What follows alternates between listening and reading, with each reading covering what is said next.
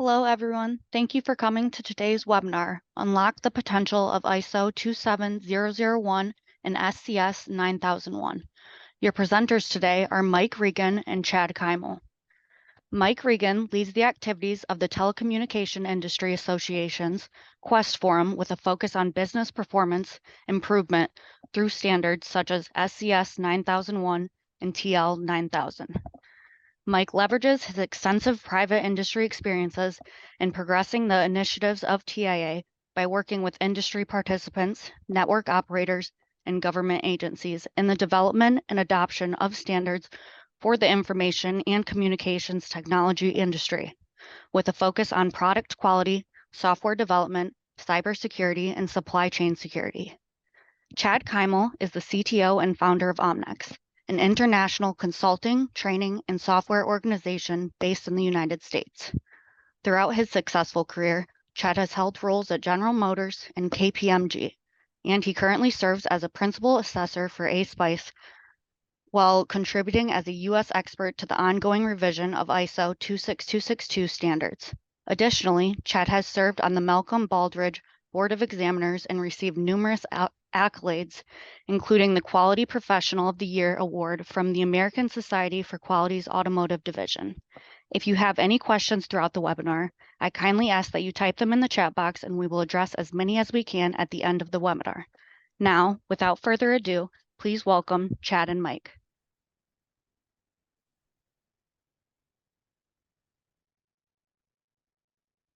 Well, hello, everyone. Thank you for joining us today. Our partners at Omnex and TIA have been working very hard in preparing this webinar. We hope that you find it valuable. I'll start with just a couple of comments around TIA. We are an industry association, but we're no longer limited to telecommunications. The works that we're doing now focus on a wide variety of topics in modern networks. We are broken up into 4 different communities. We have a very active government advocacy group right now. There's a lot of government intercession globally taking place in the areas of cyber and supply chain security. We'll touch on that a bit.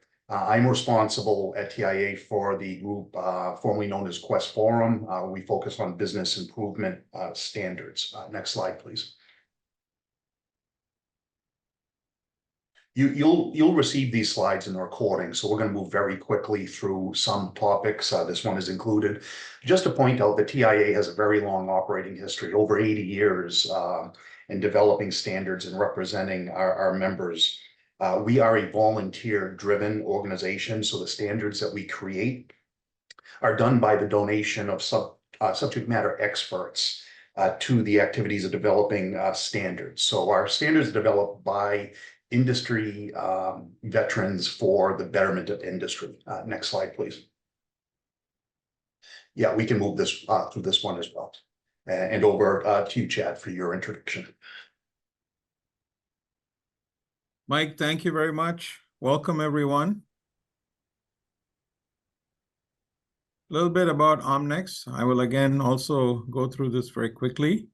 I think you can see we're headquartered in Ann Arbor, Michigan. We're a very global organization. We've been in business for 38 years. A little look at, we grew in various ways, mostly to support our customers.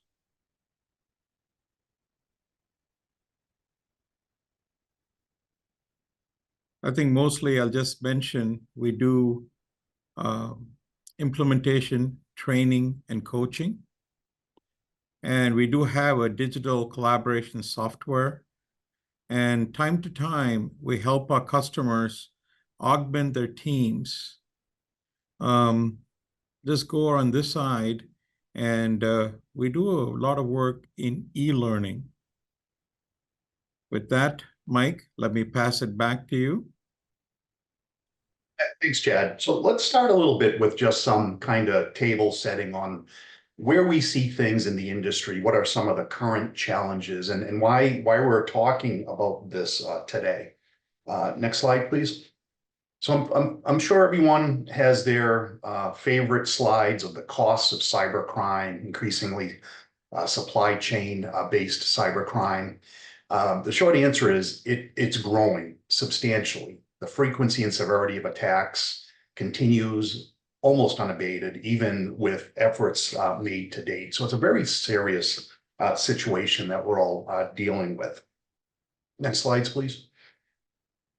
Our view as the industry has maybe taken too much of a fragmented approach towards issues around security. There's a number of very distinct disciplines that have been developed and have a focus. In some cases, they have their own cybersecurity standards targeting some of these different areas. There's a variety of companies developing security products for some of these different areas. Next slide, please. Our position, though, is that in order to develop an effective security management system, you really need to account for all of the different security disciplines. It's a significant challenge, no doubt. Our focus with the TIA SCS 9001 standard is a focus on supply chain security, which in ways I think you'll see during the presentation encompasses many, if not all of the other disciplines. The takeaway is a comprehensive security management system is necessary because the bad actors out there will find your weaknesses. Next slide, please. From ENISA, the European Agency for Cybersecurity, they, like many other bodies, are forecasting supply chain as the top emerging threat vector. There has been a lot of work done in the areas of cybersecurity, information security, which we'll hear about today, in the light of ISO 27001. Supply chain security is an emerging threat, and we've seen examples of attacks within the supply chain increasing, not the least of which is the example from last week with the hostilities between the state of Israel and various other groups where, the information is still coming out, but it is widely believed that Israeli agencies managed to interrupt the supply chain and delivered fraudulent pagers to one of their adversaries with very dire results. That is an example of a supply chain attack. Now, the ones that we may deal with in technology industry may not be as extreme, but they will follow similar paths as they can follow similar paths as the one that took place last week. Next slide, please. So, many different industry sources show that supply chain cyber attacks are on the rise. Next slide, please. And of the supply chain attacks, software is a favorite target. There is a widespread growing use of open source software, even in mission and business critical, life critical applications in some cases. And that is an area often targeted by the bad actors. Next slide, please. Now you'll see all kinds of forecasts from a variety of places. This one was repeated by Gartner and from a study originally done by an organization called Cybersecurity Ventures in combination with SNCC, a provider of security tools. The forecast for global supply chain attacks heading out into the early part of next decade is approaching $140 billion. If that doesn't catch your attention, I'm not quite sure what will. This is a serious and greatly growing problem. Next slide, please. And step through once more, please. So when we started to, one more click forward, Chad. When we started to look at the problems of supply chain security, industry works that were in place, and where we thought that there were gaps that needed attention, supply chain, came to light. And this was brought to us by our members saying, here's some of the concerns, the challenges that they see growing. The standard that we have developed is intended to assess the trustworthiness of organizations up and down the supply chain. We're trying to put, some tools in place that allows a consumer of technology products and services to have a higher level of confidence of the inherent security within those products and services. In doing so, it's really necessary to take a look at the complete operating practices of organizations participating in the supply chain. If someone doesn't protect their own information well, then they are going to be a risky vendor. If someone is not protecting their development systems, they're going to be a risky vendor. If they've not made requisite investments in tooling to guarantee that the software being built and placed within their end products are secure, they're going to be a risky vendor. So the approach that we've taken with SCS 9001 is to evaluate all of the different practices within an organization so that they can be deemed a trusted supplier. Okay, next, please. So this is our first poll question, Kelsey. Folks, we'll give you a minute or two.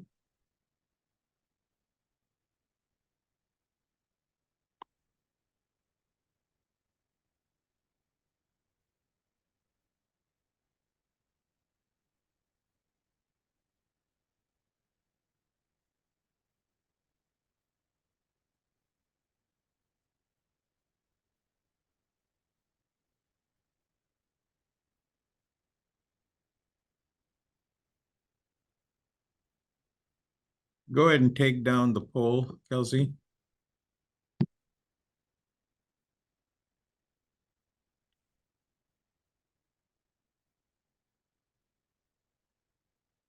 All right, folks. Let us continue. First, taking a look at 27001. I think you may all be familiar with it. Let's do a little bit of a, go back and see what it is. In fact, when 27001 first came, they just said information security management system, and people actually did not know information security had cybersecurity in its midst. So when it got revised in 2022, they added cybersecurity into its title, and then they also added privacy protection. Privacy protection had come into the fore, and so today's ISMS 27001 includes information security, cybersecurity, and privacy. All right. So what is 27001 all about? So 27001 is the conformance standard that you can get audited against. You have to establish, implement, maintain, and improve your ISMS, and they say within the context of your organization.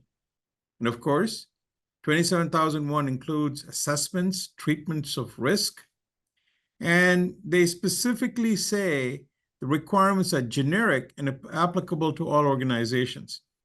Though, SCS 9001 was made for the TIA, but it is also, by the way, generic and applicable, but of course, just a lot more detailed and a lot more focused in many areas, as we'll share with you. One part of this 27001 that you will really appreciate is that it can easily be integrated with other management standards. So as we would say, 27001 is thought of as a gold standard for information security and cybersecurity.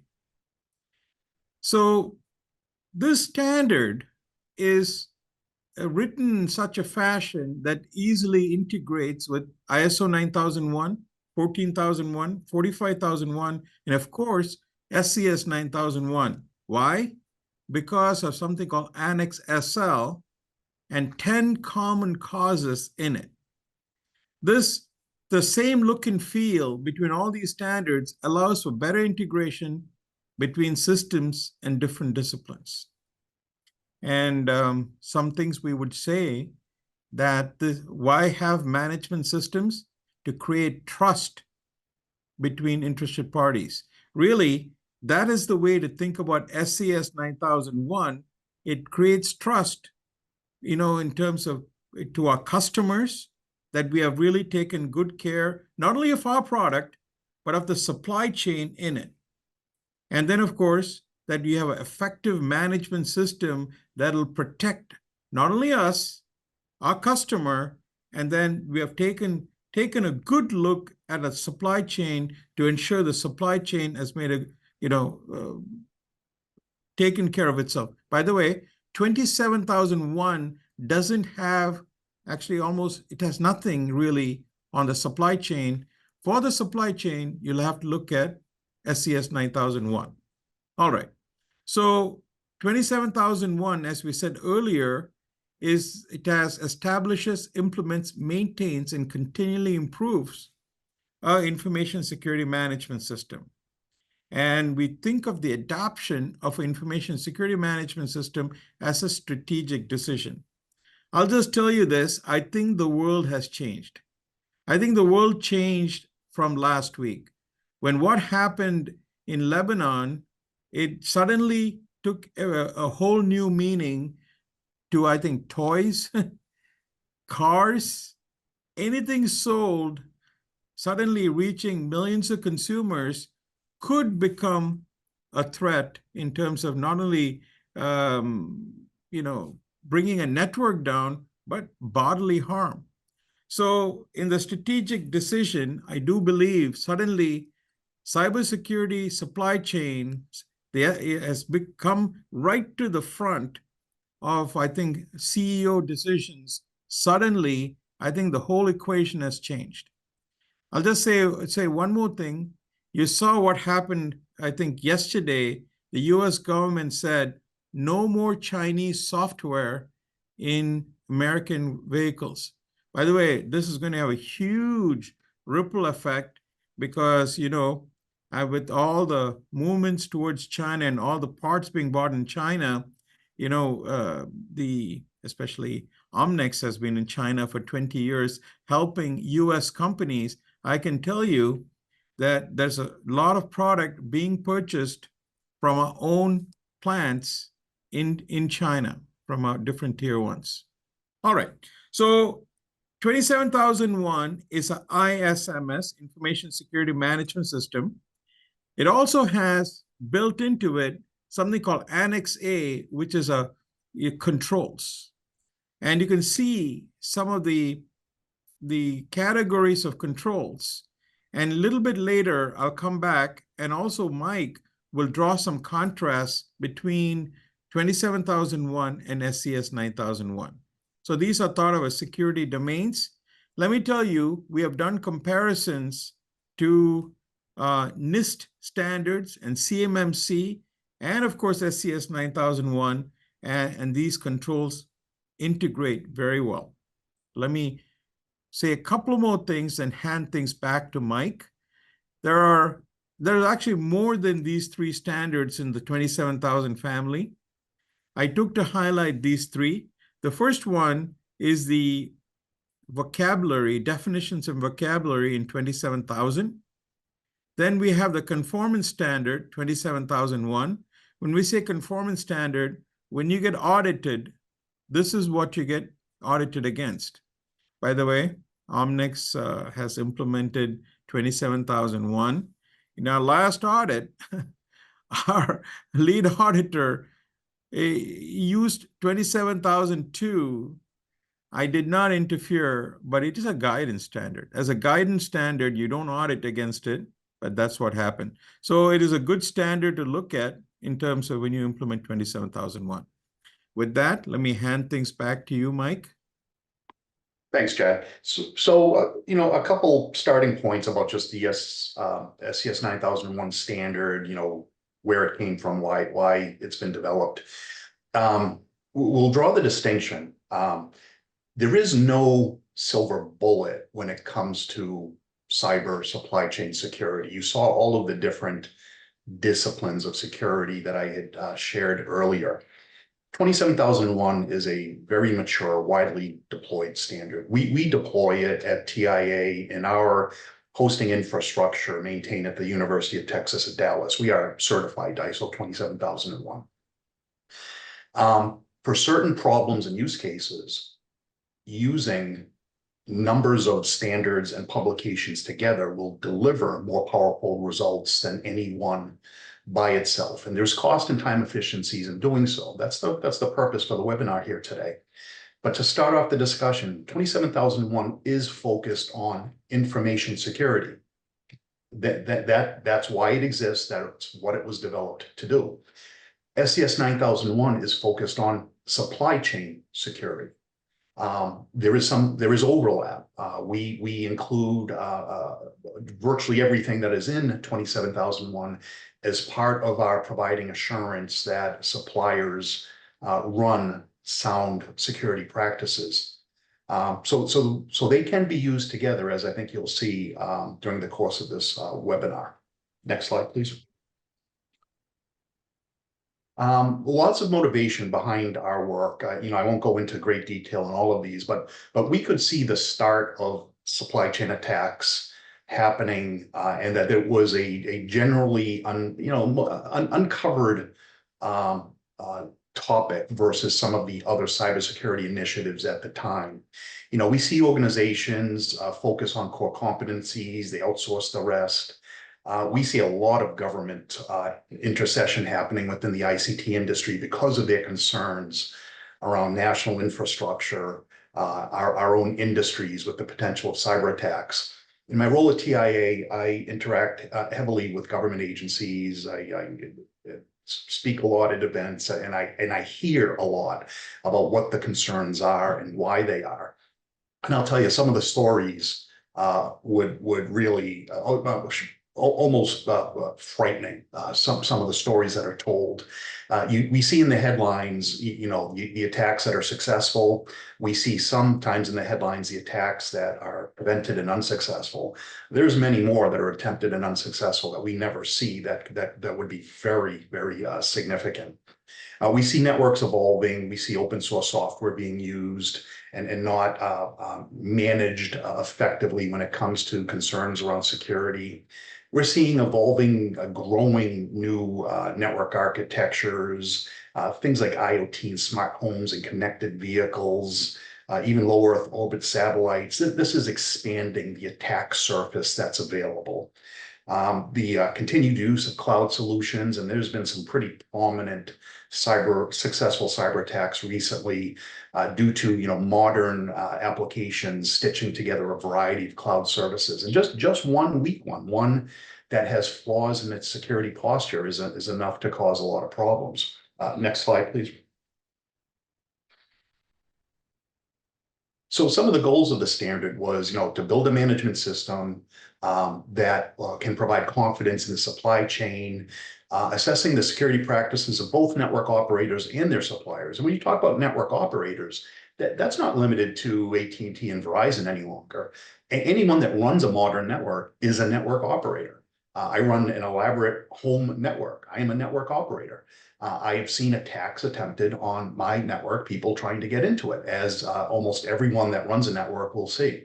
So, we're trying to put together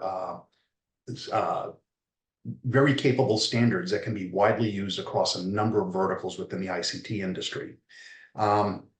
We're trying to simplify it. We're approached many times and we talk to potential users of the standard that are confused. They hear and read of so many different activities, trying to draw a distinction of which ones make sense for them to consider and adopt.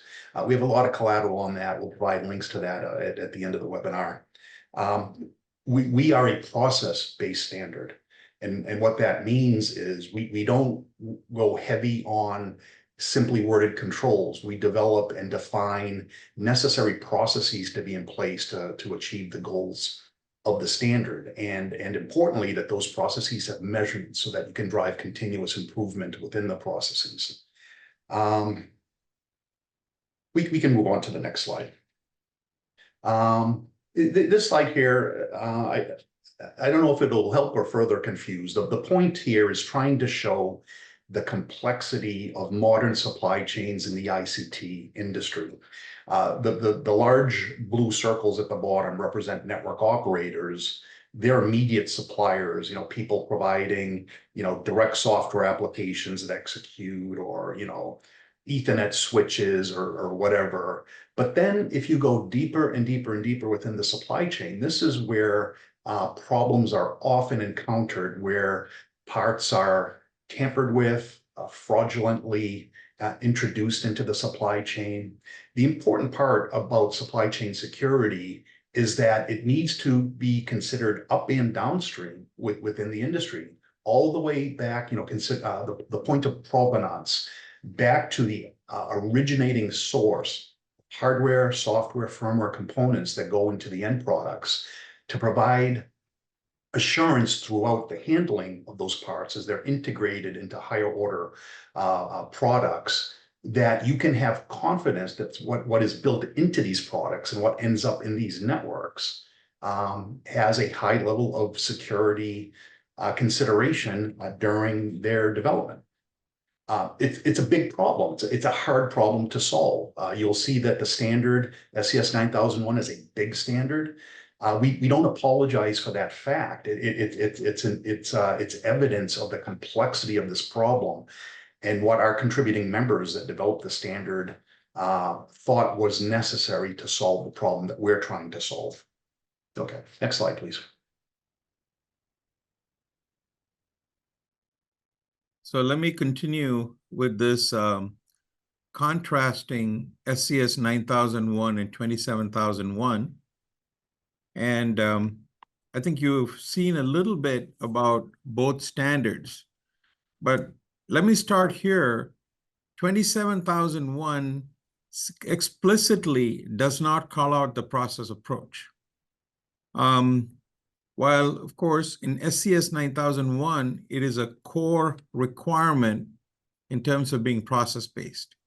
So this is a key distinction, but since I do teach the lead auditor for 27001, I can mention to you that, we do encourage our customers to implement it with processes in place. Of course, if you look at this, and I'll contrast it a little bit more in the next slide, it does have the outline. Both standards use the same outline, but look here. Indeed, the same outline, but look at the detail. Let me actually go here and point to you something very important.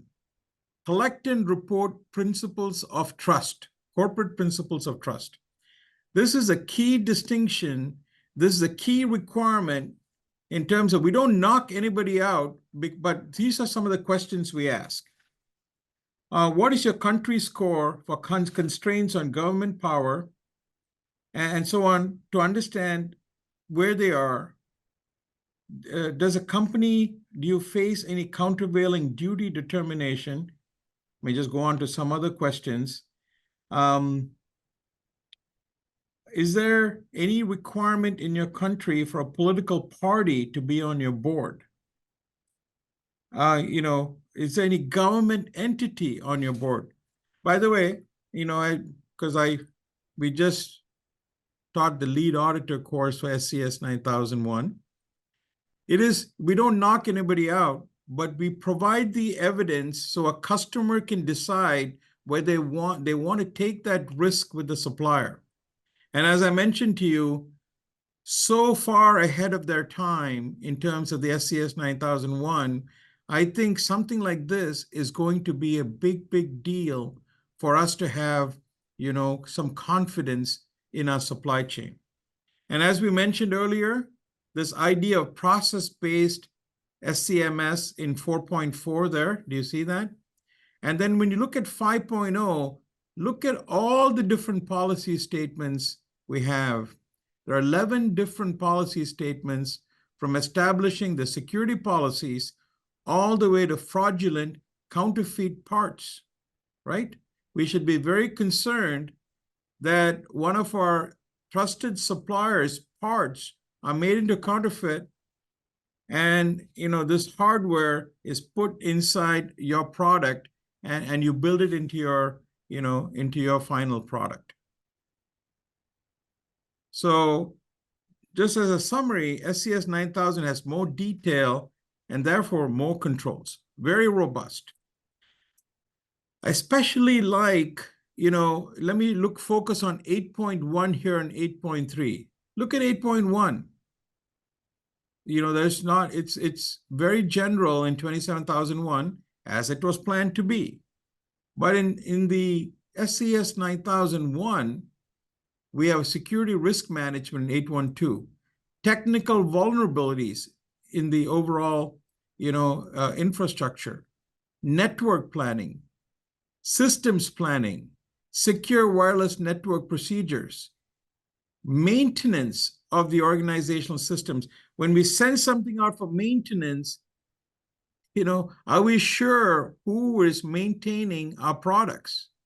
And then look at this 8.3, which is product design, from secure development models to the process, secure processes, on down.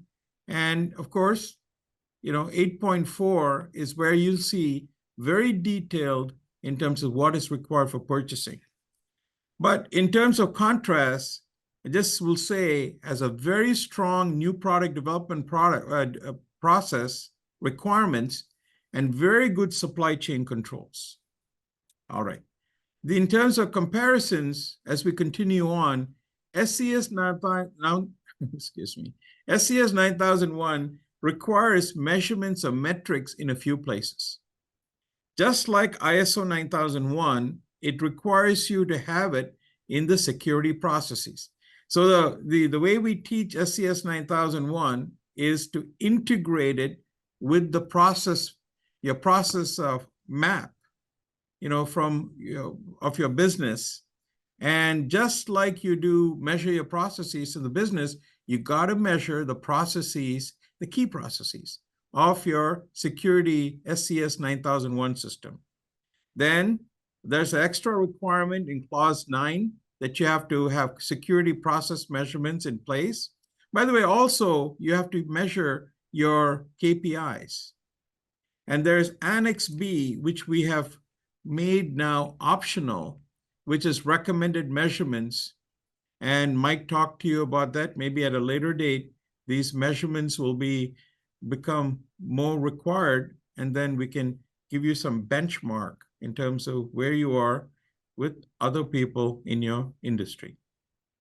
All right. Then we move on to do a comparison between Annex A of 27001 and Annex A of SCS 9001.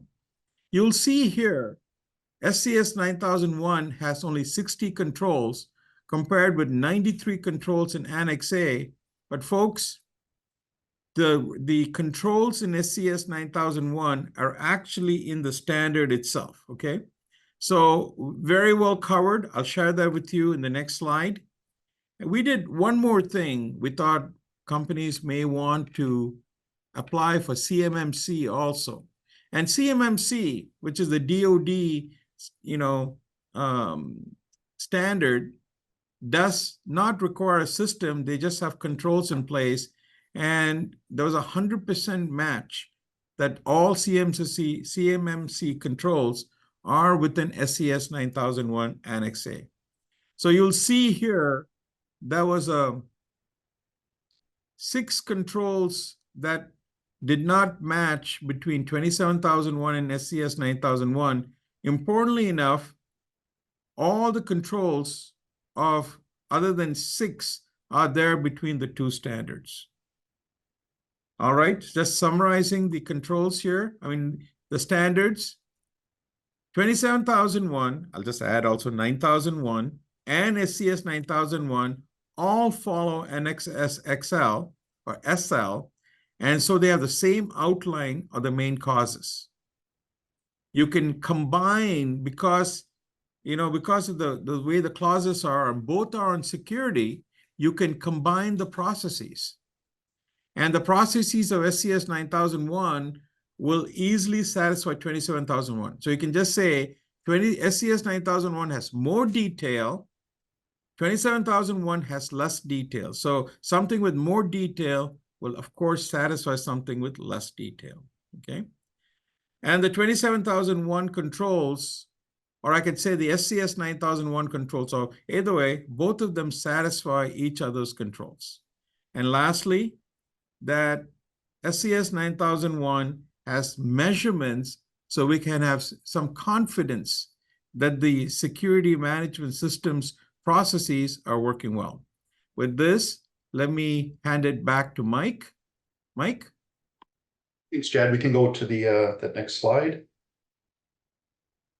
So as Chad mentioned, SCS takes a process-based approach, and it's designed to be a certifiable standard. If you go and look at a variety of the works that are available dealing with cyber or supply chain security, there's a wide spectrum of different types of works. There are certifiable standards such as SCS. There are publications, frameworks, guidelines, best practices. For a problem of this type, we are advocates of independent certification to the standard, especially in mission, business, life critical types of applications. Now, we support a variety of conformity assessment models. We're not going to say the standard should only be used for independent certification, but until there's demonstrated material change in the national security results that are being received, we'd encourage people to think about independent certification. We've essentially been doing self-attestations for a while. Hasn't proven to work with the results that we continue to see. Next slide, please. As Chad mentioned, we decided to organize this standard along the structure of ISO Annex SL. The reason that we did this was to encourage, back, please. Yeah, right, no, yep, right there. The reason we did this was to encourage the development of integrated management systems. Now, sometimes the requirements within something like a supply chain security standard doesn't map easily into the clauses as defined in Annex SL, but it's all accounted for. So when you consider in whole the capabilities of 27001 and SCS 9001, you may not find like every direct identified control in 27001 as a direct equivalent in SCS 9001. But what you'll find is in the entirety of both standards, SCS 9001 has a wide level of coverage that accounts for essentially everything that's in 27001.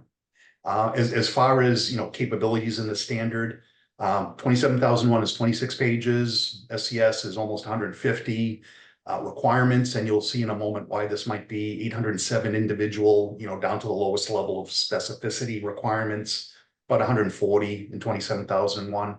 And as to controls, there are 60 standalone controls defined in SCS, and there are 93 in ISO. ISO has a bias towards standalone controls versus process-based requirements, which is the focus of SCS. Next, please. Yeah, we can skip through this. I just touched that. Next slide. So kind of as an example, if you were to look at, just simply the table of contents,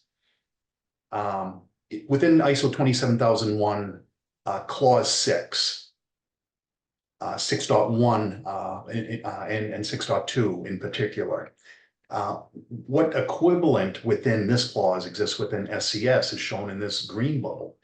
It's much more extensive. It's very deep. All of these individual line items, in some cases, have 5, 10, 20 sub requirements within them.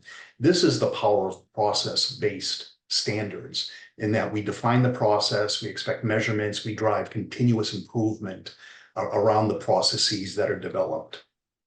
Next slide, please. So when you look at controls, this is an area where ISO is heavy, and they wrap their controls around the Annex SL clauses. Within SCS, we have made them more topically focused. So we do not, unlike the requirements, we do not try to superimpose them on the Annex SL structure. They're based on categories, as you see here. Now, you'll see, well, ISO has 93 controls, SCS has 60. That must mean ISO has more complete coverage, correct? No, not correct. Controls within ISO, we approach with process-based requirements, which we think is a superior approach because it includes an expectation of measurements, targets for those measurements, regular checking and auditing of meeting expected results and corrective action if not. So that's the heart of process-based standards. Next slide, please. So here's an example of a specific ISO control. Now, 27001 is copyrighted material, so we couldn't just pick up and drop in the exact text from that standard into this presentation. But this one in particular, 5.15, paraphrasing, what it says is the organization shall establish rules to control access to information and other associated assets. If you go and find the equivalent within SCS 9001, you'll find this more extensive access control policy that describes much more detail about what is expected to ensure that that security around access controls is achieved. Next slide, please. Here's another example. So there are a collection of controls within 27001 around incident reporting. Now, as all other controls and requirements within ISO are based, they talk about information security events. What SCS tries to do is it has a much broader definition of assets that are being protected within the organization. It goes far beyond just information. It includes network assets, human resources, a bunch of things. So in this case, when it comes to incident reporting, you'll find our support within SCS contained within a number of different requirements in the standard. There's a process to be defined, the information to be included in gathering in an event, and notification requirements to interested parties as an example. So, you know, this takes a handful of controls, a sentence or two each, and provides more considerable coverage and statements of what is expected to implement strong incident and event management processing and notifications. Next slide, please. And just very simply, please do understand, we are not trying to say that 27001 is not an effective standard. It's extremely effective. It is widely deployed. It has delivered great results. Our point that we're trying to make is its intended function. It has a use case of protecting information and assets used to store information. What we're trying to do in the SCS standard is much broader in capabilities in securing the supply chain of the ICT industry. So when you look at the capabilities of ISO 27001 shown in these gray boxes, the requirements wrapped around the different ISO Annex SL clauses and the standalone controls that are defined, we can show and map a functional equivalence for everything in 27001 in SCS 9001. But then we layer on a wide variety of other capabilities as evidenced by the boxes shown here that deal with supply chain security and are protecting assets beyond just information security assets. So that's why it's a large standard. We're trying to solve a large problem here. Okay, I'm done with this section. Thank you, Mike. So, you know, we're sort of coming into the sort of tail end of this webinar, and we have talked to you about SCS 9001. We have talked to you about 27001. Now we'll just talk about integrating it. So many of you are maybe 27001, and you can integrate the supply chain because you have a supply chain and you have to protect the supply chain. Or you might say, I've been thinking about doing 27001, and we'll say you can implement both of them at one time. All right. So I have been, you know, talking about integrated management systems for a very long time, since 2002. I wrote a book for ASQ. So I always say that there are three pillars in an integrated management system. Integrated processes, meaning the process documentation, both in its written format and the practice, you can integrate it. You can do integrated risk. You have integrated audits. Now, maybe the harder part to understand may be integrating 9001, ISO 9001, and ISO 14001. But with SCS 9001 and 27001, They are literally cousins. Integrating that is going to be much easier. So let's take a look at it.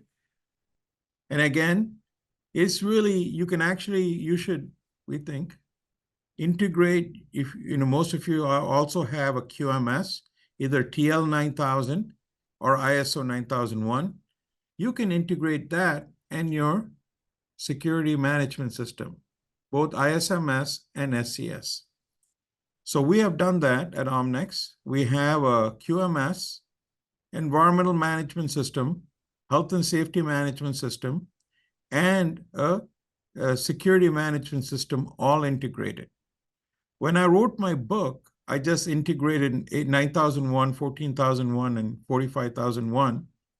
Cybersecurity at that time, when I wrote the book, had not come into its fore.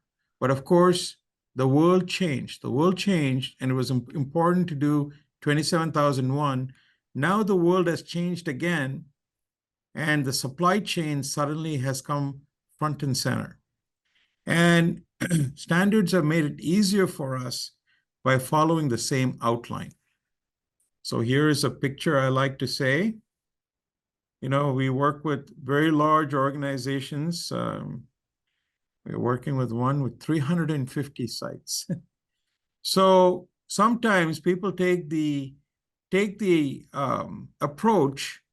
I'll have a different cybersecurity management system in my design center, different one in the plant, different one in the warehouse. So we like to say, if you go like this, horizontally, that's integration. If you go down vertically, it is called standardization, okay? Standard processes worldwide. And of course, you save a lot of money by integrating and standardizing. That's what this section is all about. I sort of said this already. When it hit me, we work in a number of different industries. And I was in this electronics company, and they said their campus in California, and I saw the same training process, the same document control process, the same internal audit process repeated again and again and again within about, I think they had about 5,000 people, and they were very entrepreneurial, very large company, but they had a quality manager for each what they called business line. And then they had a BU that had business lines. Every one of them had their own system. That's where I really understood this duplication of efforts between all the different centers, lack of integration of standards, and lack of standardization between them. So you can understand, only because we have implemented it, not only internally, I put 5 case studies into my book, in terms of saying, yes, you can integrate. You can integrate and you can standardize. Don't expect it overnight. Carefully put a pathway, and you can get it done, and you can get the benefits of integration and standardization. What this means is you have one set of integrated processes that you are following globally for all these 4 standards. By the way, you don't have to follow 14,001. I work in industries where it is a requirement. You can do ISO 9001, SCS 9001, and 27001. Integrate vertically, horizontally for integration, and integrate vertically for standardization. So standardization and integration. So let's talk about, now we're going to finish by talking to you about savings. How do you save? Let's say we just take 4 sites, forget 350 sites, 4 sites with 3 management systems. That's 12 individual siloed management system, each having its training competency, each having audits, each having its document control, each one of them saying you'll do a management review. So let's say there's 200 documents on average in each system, 2,400 documents in 12 management systems versus 300 in an integrated management system. Well, so you're following the same process. So 40 process owners, let's say in one system, but 480, this is where the work comes in. 480 process owners have to manage and make sure that the process is being carried out versus about 60 process owners globally. Of course, you need to have today, you need to be thinking of digitalization and software-enabled processes, okay? So that you can have one process deployed worldwide. All right, so that's what actually, it is important to keep in mind enterprise integrated management systems or web cloud enabled software to get the big bang for the buck. So this is the idea of process integration. The second pillar was integrated risk. And you can see here, this process of asset management going into security risk as identification, security risk analysis, and the SOA.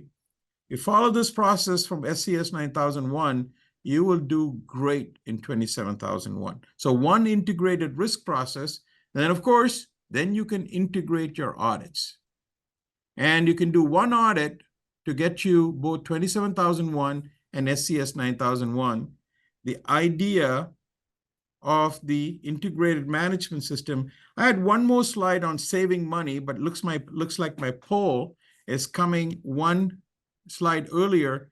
Kelsey, go ahead and put the poll in place, and then I'll finish up this section. Thank you for the comment. I'll give you a little bit more time on this poll. I was told there was not enough time.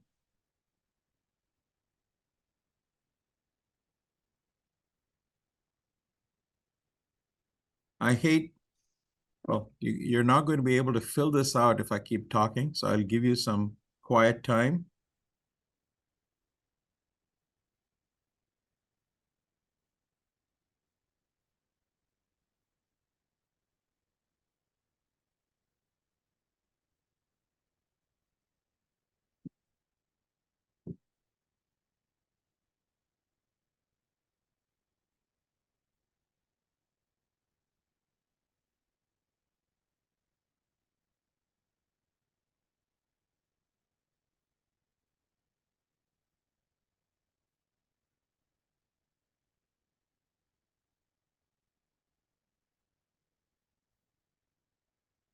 With 30 more seconds.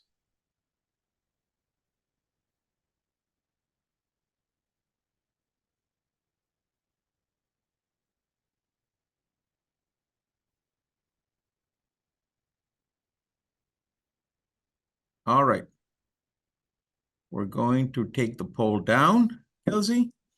And okay. Thank you very much.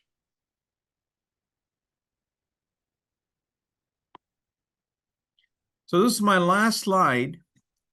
That integration, actually, if you're trying to implement both standards, it will save you money in just the documentation and implementation savings. 50% on documentation and 80% on implementation costs, because both of them are almost very much the same. In fact, if you implement the SCS 9001, 27001 will come free for the ride, okay?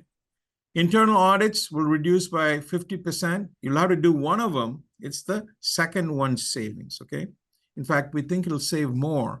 But these are the numbers I use between ISO 9001 and 14001 and 45001. Third-party costs, it's an automatic 20% reduction usually, but between SCS 9001 and 27001, that should be a much more significant reduction, is why I didn't put down a number. The biggest savings, folks, is not in the implementation costs or the auditing costs. It is just maintaining the system. As two silos versus integrated, you will save more than 50% of the cost of the second standard. So I'll pass this on and go on to closing remarks. Go ahead, Mike. Thank you, Chad. So, a couple of key takeaways, and then after this, there's a couple of slides on contact information, available resources. We'll skip that through that and just get right to some questions. But if I wanted to plant just a couple of seeds that people would walk away after this webinar, it would be the industry's approach to date around security has been fragmented. There are many standards and publications that target one or more of these different security disciplines. Supply chain security is an emerging and fast-growing threat, perhaps the biggest threat. The geopolitical tensions that exist in the world, the reshoring, nearshoring that are happening, it's really causing a lot of potential disruption. ISO 27001, a very, very successful, mature standard globally deployed for the purposes of information security. SCS 9001, a new standard developed to improve security within the ICT supply chain. SCS 9001 can be integrated with peer standards, publications, and frameworks to create a more powerful integrated security management system. And that there are great benefits in integrated management systems when considering cost and time efficiencies. You know, a focus on security of all types will provide benefits to your organization by protecting it. You don't want to be on the wrong end of a class action lawsuit. You don't want to have to report to your board of directors, you know, why you've been breached, you know, why you've leaked personal private information of your customers. It can give you competitive advantage. We have seen that companies having strong security programs are viewed as preferred vendors increasingly in industry because this is becoming such an issue for people. And then finally, staying within the good graces of global governments, we are seeing a level of activity and aggressiveness in some cases coming from global governments with the introduction of new regulations and legislation, and even to the point where suits are being filed against C-level executives and companies that are deemed to have, you know, not played by the rules when it comes to security and reporting problems. In general, it's a good thing. I believe you'll find considerable benefit in improving your security posture and adding supply chain considerations around it. Before we get to questions, Chad, would you like any closing remarks? No, you know, very good takeaways, Mike. In the interest of time, I think, you know, shall we go right to the questions? So I'll take on the first one, Mike. It's about the integration, and we're being asked for a company that is certified to both TL 9000 and 27001. In your view, would SCS 9001 integrate better than TL or 27001? And I would say SCS 9001 will integrate better with 27001. When you're doing that integration, maybe you can also try to integrate with your TL 9000 system, all right? So because you'll just save money. But the short answer is integrate SCS 9001 with the 27001 system. It'll integrate easier, and the benefit will be much, much more. So next question, Mike, we'll ask, for you. Is 9001 being replaced by SCS 9001, or is it just for the supply chain? So ISO 9001 is a quality management system. It's focused on topics around quality, I guess, as a QMS. SCS 9001 augments that with considerations around cyber and supply chain security. So they should stand side by side. One does not replace the other. So I'll just say this, maybe I think she meant 27001, and I don't think we're trying to replace 27001, are we? You could just answer that also if you'd like. Yeah, no, that's not the intent. There are going to be requirements from your own customers asking you to show certification of 27001. We encourage that, absolutely. It's a fantastic standard. But what we're saying by itself is just not enough if you really want to improve your security posture. And with an integrated approach management system, you can save time, energy, costs, in approaching and doing a single certification that accounts for both standards. You can go through and do it once. Think one pass of auditing, one pass of document creation. You can do it once and get certificates for both standards for whichever of your customers are demanding one or the other or both. Thank you, Mike. We can both maybe take on this question. I'll let you take a crack at it first. How does SCS 9000? It says, how does it build an SBOM? Does it have to be a part of the assessment? And who can certify SCS 9001?